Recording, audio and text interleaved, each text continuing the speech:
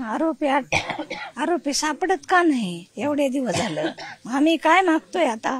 फक्त सरकारला आता काय म्हणतो, आता पर्याय तर दुसरा काय राहिलं नाही. आमचं कुटुंब संपायची वेळ आली, आम्ही न्यायच मागायलोय ना. आम्हाला न्याय द्यावं लागल. सगळे आरोपी अटक करावं लागते. त्यांना जसं केलं माझ्या लेकराला, संतोष देशमुख सरपंचाला जसं केलं त्या पद्धतीनं त्यांना अटक करणाऱ्याला तुम्ही करावं लागल. त्यावेळेस 77 दिवस झाले. दुःख समजू शकतो एक आईचं दुःख, आठवण प्रत्येक क्षणाक्षणाला असते. आज लेख नाहीये, मात्र एवढ्या सगळ्या गोष्टी होत असताना सरकार असेल, तपासी यंत्रणा असेल, या न्याय मिळवून देण्यासाठी कुठेतरी असमर्थ होतात असं वाटतंय.